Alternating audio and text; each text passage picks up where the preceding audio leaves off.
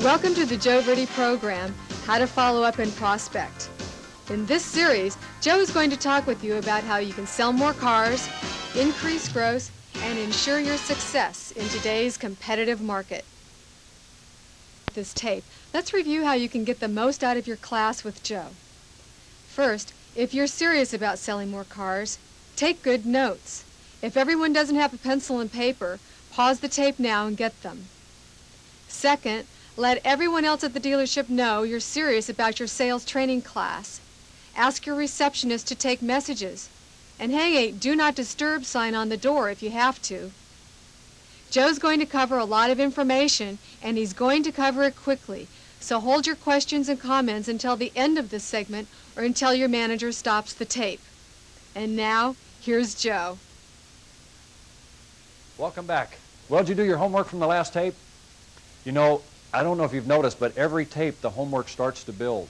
And what we're doing is building you a follow-up system and getting you organized before the end of this series. And if you don't do it tape by tape, and if you wait till the end of it and you try to start doing it, I hate to tell you, but past experience tells me that most of you just never going to get it done. And this stuff is serious. You're sitting on a gold mine there.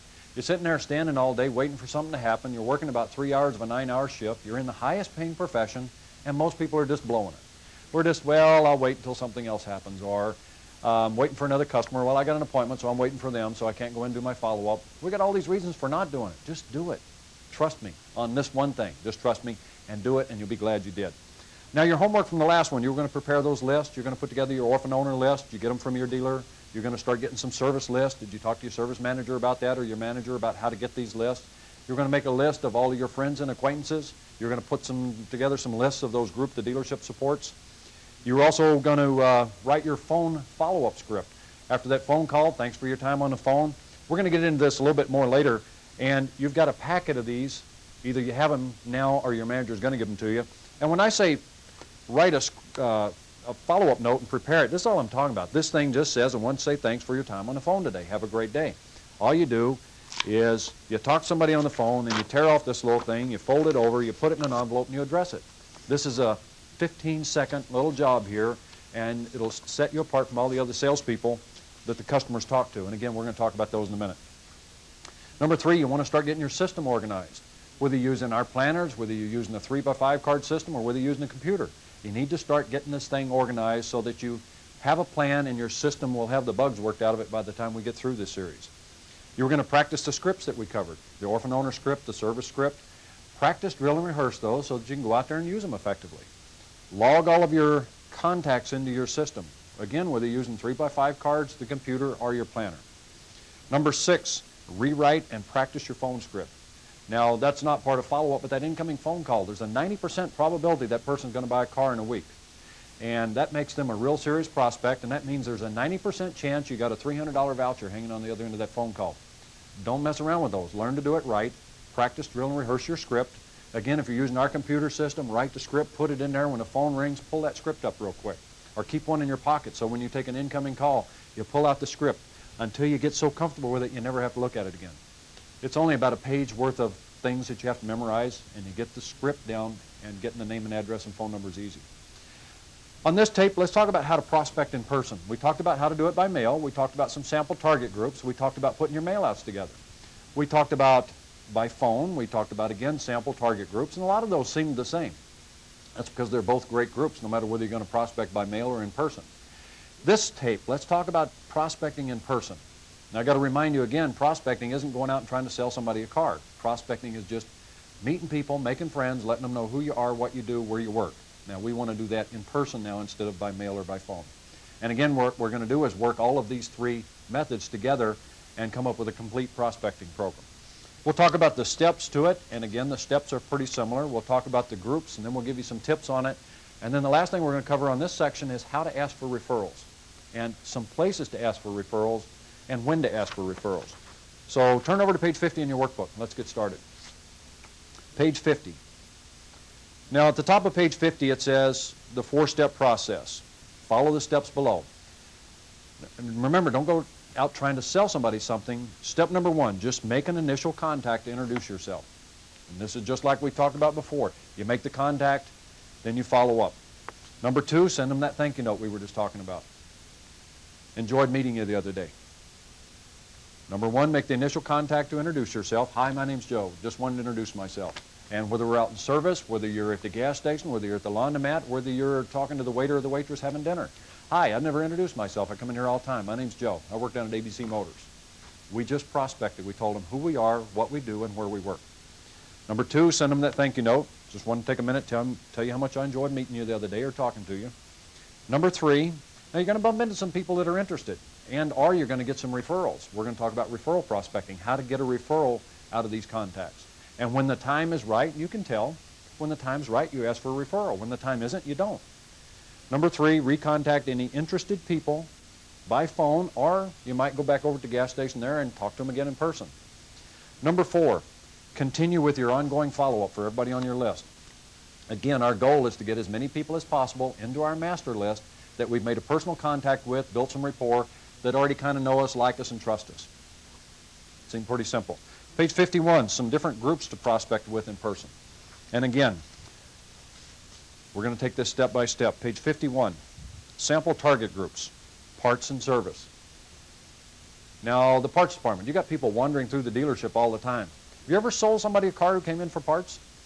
Accidentally bumped into them? I sold a guy a car who came in for a lug nut one Saturday. Parts was closed. We got to visit, and he ended up looking at a car and drove a car home. And he may have still kept the other one that he got the lug nuts for. I don't remember. But there's opportunities everywhere. Now, I probably didn't do that on purpose because that was my first 5 years. I probably just had nothing better to do, and he was a nice guy, and I visited with him a little bit. But prospecting finds these opportunities. Service is the same thing.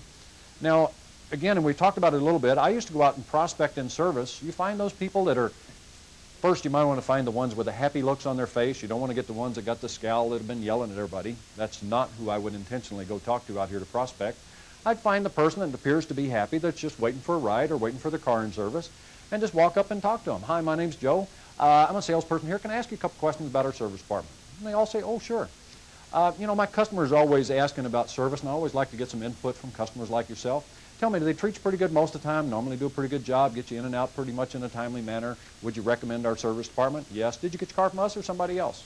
Oh, I got it from you guys. Oh, great. Do you remember who your salesperson was? No. Here's my card. If they said yes, my salesperson was Jim. That's fine. I'll tell Jim you were in. And my prospecting stops there. I'm not interested in cutting Jim on a deal here.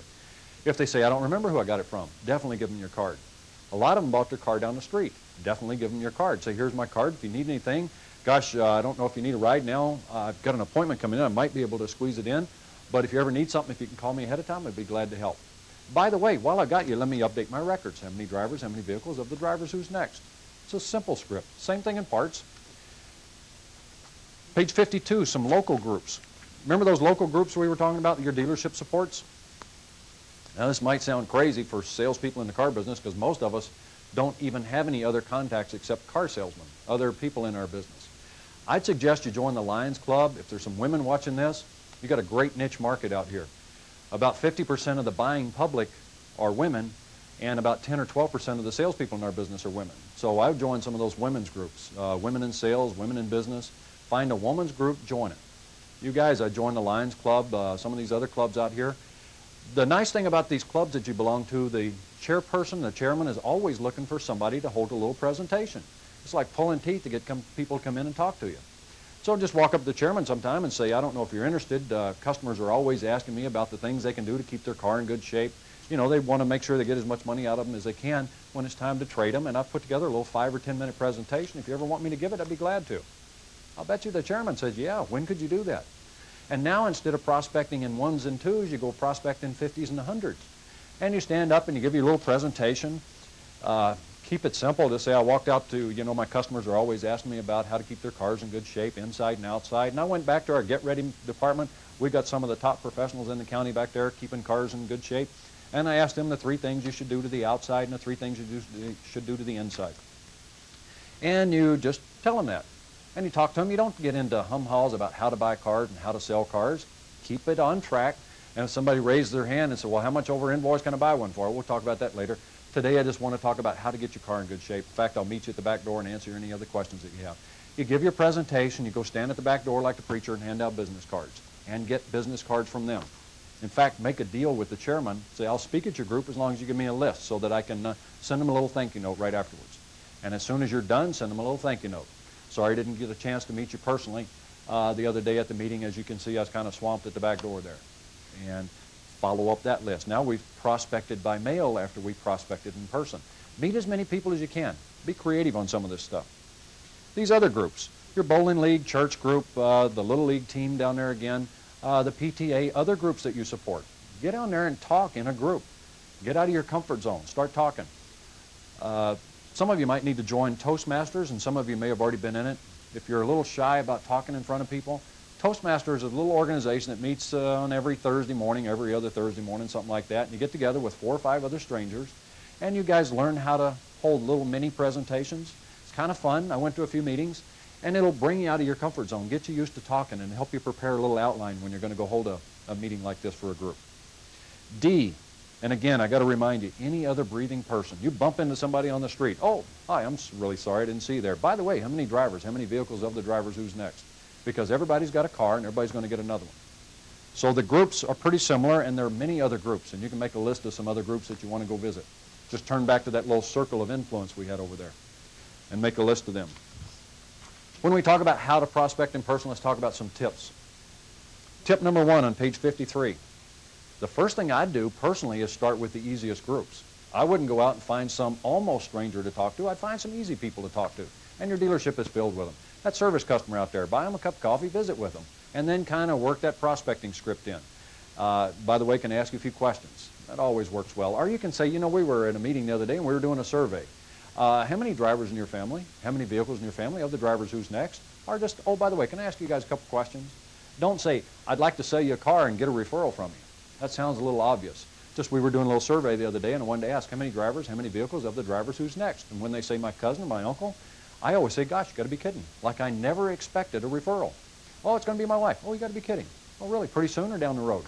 And we'll get into the complete script. Start with the easy people to talk to. Go back to your list that you've made. See, the reason we made the list earlier so we could talk about it now. Go back to the list and check off the easiest people. And then go to work on them first. Number 2, we talked about networking on the phone. Network in person as well. Treat all of this as networking. Try to get to know as many people in as far-reaching areas in your community as you can. The doctor, the plumber, the accountant, the lawn care guy, the guy who runs the bowling alley, the 7-Eleven. Get to know everybody, because these people start to get together. And now the doctor's at a party and somebody brings up cars and he says, oh, you got to go see this guy I know. He's really good, takes care of me all the time. Or this lady's over at her business meeting and she says, well, you got to go see Judy. She's great, does a good job. And the women in class always tell me, and I'm sure you'd agree with it if you're a woman, that a lot of people come in, a lot of women come in and say, do you have a woman in sales that'd like to talk to you? Number 3, and this is really important, you want to track everything that you do. Now we're going to go through setting up a system, and we'll kind of cover some of this tracking in a minute on the next tape. But you need to track everything. I want to track the number of contacts I make. I want to track, if we track total contacts, let's start there. And then I track responses from the total contacts. If I mail that list to 1,000 people and I got 20 responses, I want to track the 20. Okay, so I went to the trouble to mail out 1,000 pieces of mail. I got 20 people who called me. Now from the 20 who called, I had 15 appointments. From the 15 appointments, 12 people showed up. Of the 12 who showed up, I sold 7 cars. That'd be kind of handy to know. That means if I contacted 2,000 instead of 1,000, I'd sell how many cars? 14. This is just a numbers game. And if I cut it down to 500 people the next time, I can expect to sell 2 or 3 cars. Even selling 1 car off some prospecting works. You're not putting hardly any extra time into this, and you're getting $300, $500, $700, whatever your average commission is. Number 4, and this is really important, take notes every time you talk to somebody. Just jot it down. If you're using 3x5 cards, hours, it says the date, and then it says comments. Not a letter, just a little short note. Spoke to Bob, he'll be in Thursday. 1-line note. And then if he doesn't show up on Thursday, no show, reschedule for Saturday. Every time you talk to somebody, make a note, because if you're talking to people, see, right now you only talk to 3 people a day and you hang loose most of the time. Well, you can remember mostly what you said. If you're out there working all day and you're on the phone, or you're talking to people in person, or you're doing these mail outs and handling the responses, you're going to forget what you said to. Now, what did I say to Bob this morning? I forgot what his. Write the things down. Just take notes. Keep it simple. Page 54, let's ask for referrals. Asking for referrals is about the easiest thing you can possibly do. I was taught it was the toughest thing you could do. In fact, when I sold a car my first 5 years, my manager said, go back in there and ask them if they know anybody who wants to buy a car. And I went back in and said, do y'all know anybody who wants to buy a car? And they said no, almost every time. Then I think I was listening to a Zig Ziglar tape, and he said, that's too broad a question. You've got to find out who in a narrower group, who in your church group, who in your bowling league, who in that PTA, who at work can you think of who mentioned they might be in the market for a new used car? Narrow the group down. And that does work much better. In fact, we're going to talk about some ways to use that script. Then I heard that other script one time that says lay out 5 3x5 cards when you sell somebody something and tell them all my customers give me at least 5 referrals. You guys go ahead and fill these out. There's the white pages if you need them. I never was very comfortable with that. That felt like I was putting pressure on people. And then I heard, how many drivers are in your family? How many vehicles in your family? Of the drivers in your family, who's next in line for a new used car?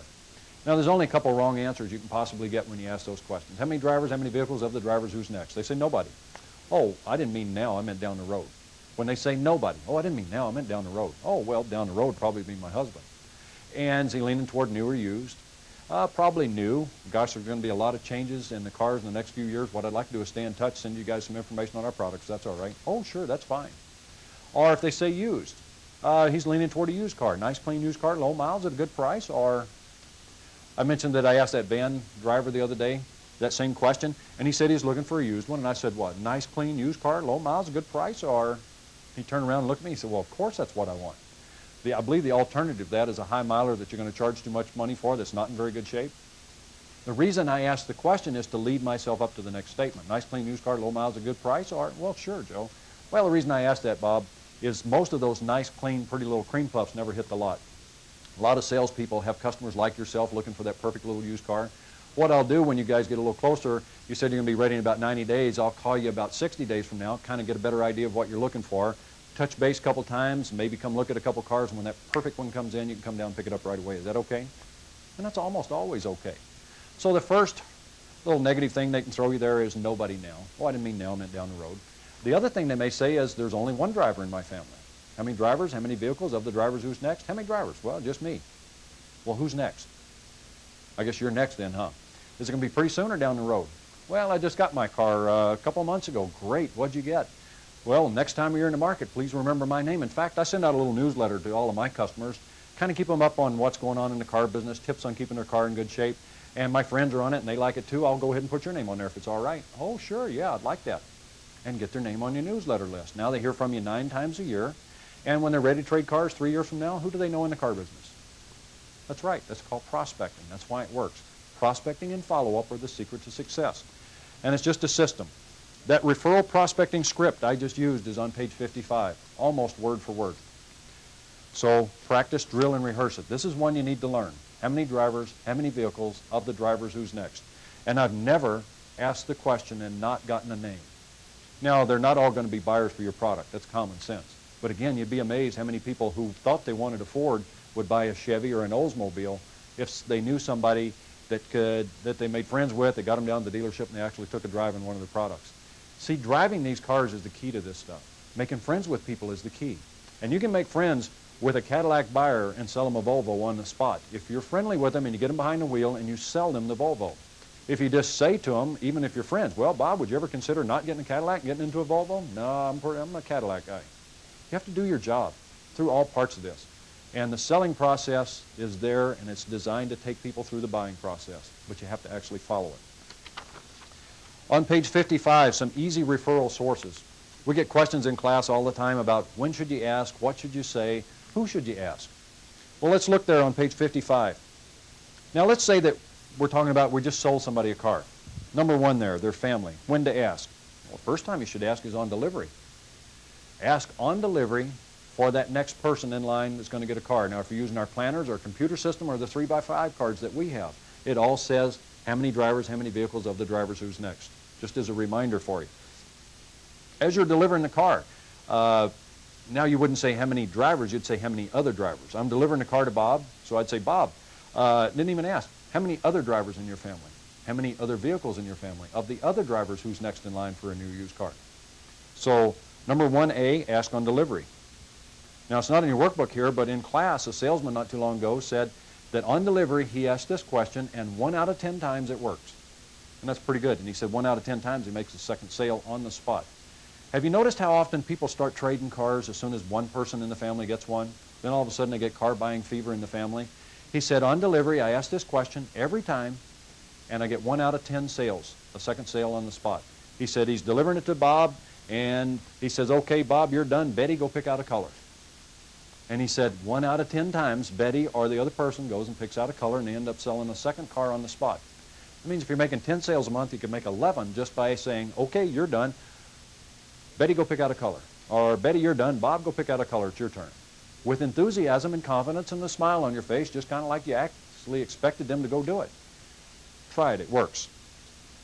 Now, their family, too, I would ask on their, if I didn't get a chance to ask on the lot, I could ask on the telephone. I should ask on the lot and again on the telephone.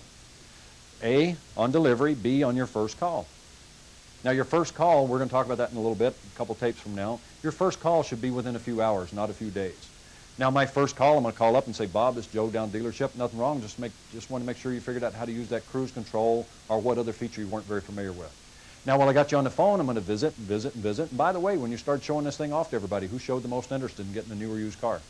Well, my cousin over there, he got pretty excited about it. He's driving an old pickup truck about to fall apart. Oh, you're kidding. And do you think he's leaning toward new or used? Do some light investigating, get his name and number. What I'd like to do is touch base with him. Is that going to be all right with you? Sure. What's his name? What's his number? And now you get a referral. And then you have to call him. We'll talk about what to do on that in a minute, too. So on delivery, on your first call would be a good time to ask about family. Who in the family, when you start showing this thing off, got excited about getting a new or used car? Number 2, their friends and neighbors. Now, you could do this on your first or second call, depending. You have to pick when it's time. You've called them, and let's say you already made that first call, and you asked them about people in their family. And then you had to call them on Thursday about scheduling a time to put that bumper on that truck that he just bought. And on Thursday, on your first or second call, when you start showing this off to your neighbors and other people, who showed the most interest in getting a new or used car? Gosh, my neighbor down the street got pretty excited about it too. In fact, speaking of selling cars to neighbors, we talked about prospecting by mail, and I mentioned there's a disc, CD-ROM that's got 188 million people on it. It's called Phone Disc or Select Phone. They've got an ad in the Computer Magazine, and it says How to Sell More Cars. That's the title of the ad to sell this program. And they got this picture of a car salesman in there, and he said if he sells somebody a car on this side of the street at 123 Oak Street, he just does a search in his little computer program. Out of those 188 million people, he pulls up Oak Street in his community, 92677, and he narrows it down to 120 to 125 or 128 or whatever it is, and he sends all of these people a little note. Says, I just helped your neighbor, Bill Smith, get a new car, and just wanted to introduce myself and let you know that I work down here at ABC Motors. Take a look at his car, and I'll be in touch soon. And this guy sells cars from doing this. This is called prospecting. Now, this is by mail again. We're talking about prospecting by phone, in person, by mail. What these do is they all work together. So I sold this guy a car, and I prospect by phone or in person. I say, Bill, when you start showing this off to all your neighbors, who showed the most interest? Is it a safe bet that he showed it off to most of his neighbors? So it's a safe bet somebody took a look at it. Now I send these neighbors that he probably showed it off to a little note that says, hi, I just helped Bill get his new car. If you didn't get a chance to go look at it, go look at it. My name's Joe. I work down here at ABC Motors. I'll be in touch soon. Now I call, so I'm using the mail, I'm using the in-person, and I'm using the phone all at the same time on this same customer, on this same prospecting little venture here. And then I call them and say, hi, my name's Joe. I sent you a little note the other day. I helped Bill when he got his car the other day. I just wanted to introduce myself and let you know about us down here at ABC Motors. Visit. And while you got them on the phone, we were doing a little survey the other day. By the way, how many drivers in your family? How many vehicles? Of the drivers, who's next? You make 8 phone calls, you ought to end up with 8 referrals. And then you've made friends. Do they know any other salespeople in the car business? No, and that's the whole point behind this. Nobody does any prospecting, and if you do it, you got it made. Number 3, they're coworkers. Number 3, they're coworkers.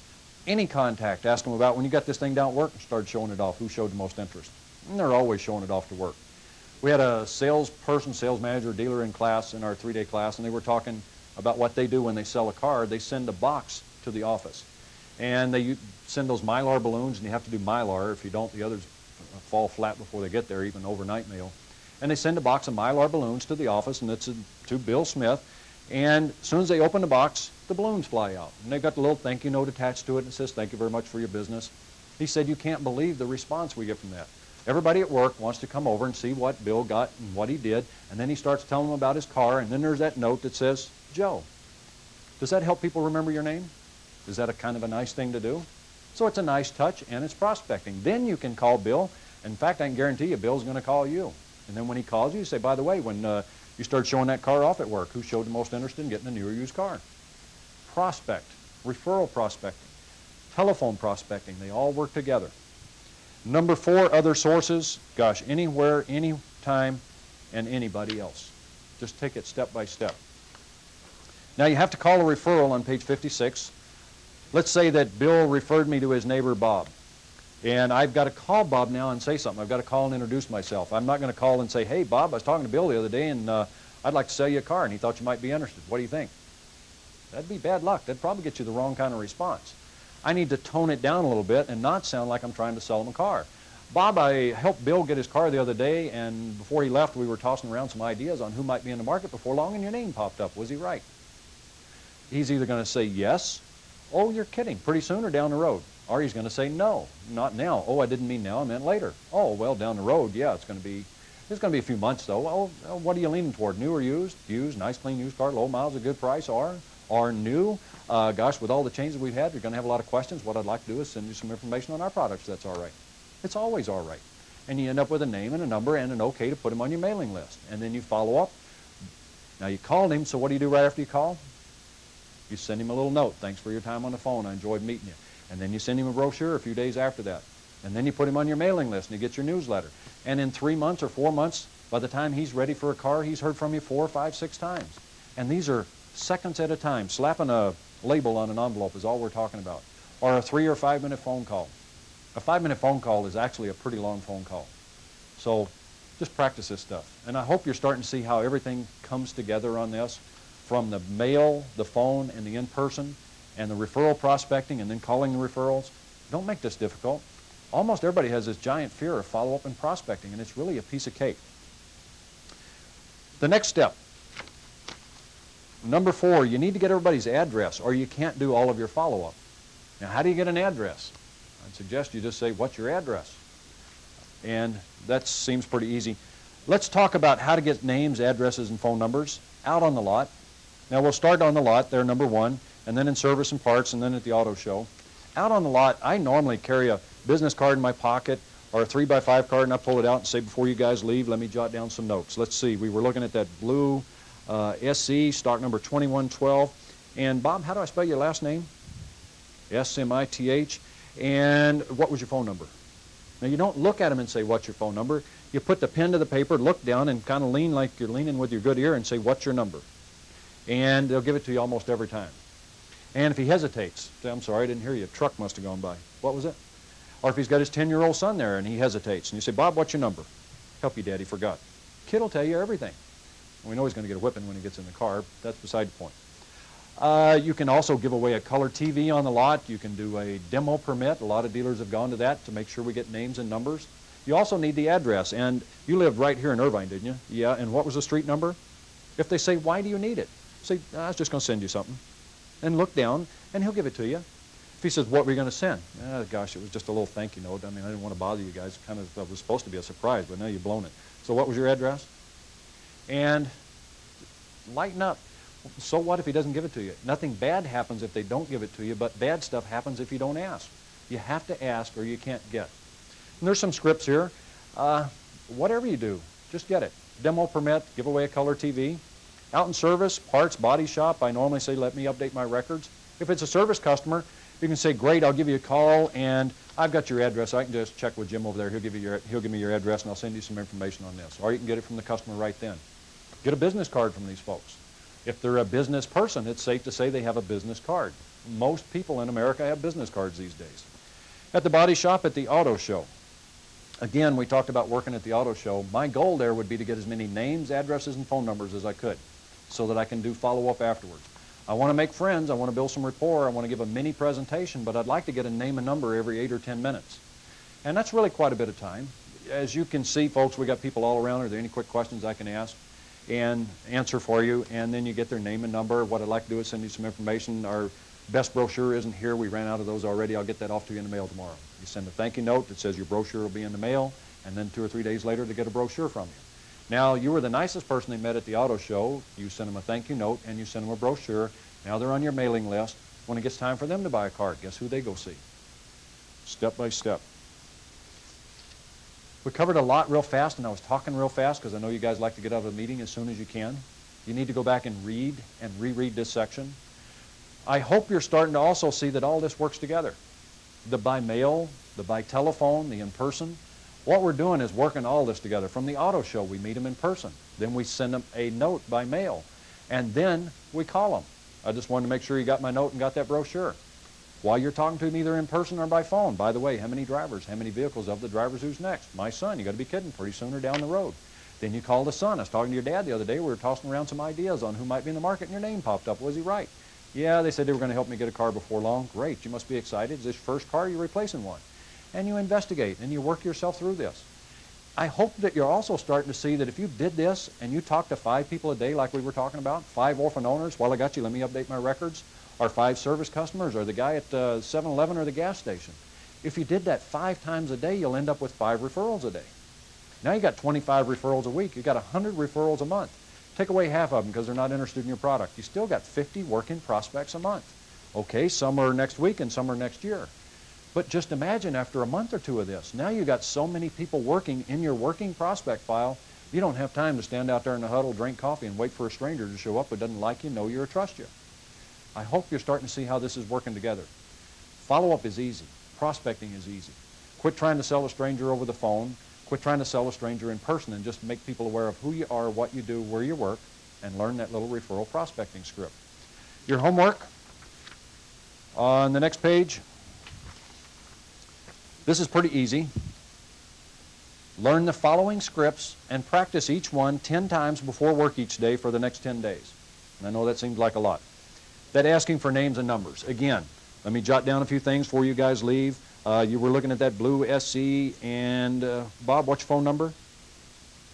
I'm sorry, I didn't hear you. What was it? Most of the people give it to you on that first question. Not a may I get your phone number, what's your phone number? You need to read the workbook on this. It gives you the specifics on what to say. Referral prospecting. How many drivers, how many vehicles of the drivers, who's next? Service prospecting. While you're out there in service, let me ask you a couple questions. And my customers are always asking me about our service department. These are scripts. Once you learn them, once you get them down, they're a no-brainer. You don't even have to think of them. You just see a service customer, you head out there with a smile on your face and your hand sticking out, and you say, hi, I'm Joe. Number 2, if you're using our computer follow-up program, these scripts that you're writing, and whether you're using our computer or not, you need to write these scripts, keep them in a book, easy access. If you're using our computer system, you just go to the preferences file again, set up the scripts, change them however you want to. When you're talking to a customer, you're about to call any customer or do anything, pull up the script, and it's right there. Got a lot of work to do. Again, I hope you're starting to see how this stuff works together. Jot down the 3 most important things you got out of this segment and get to work on it. And I'll see you on the next tape. Till then, have a great day. That's the end of this tape. Before you move on, let's review some quick tips to help you remember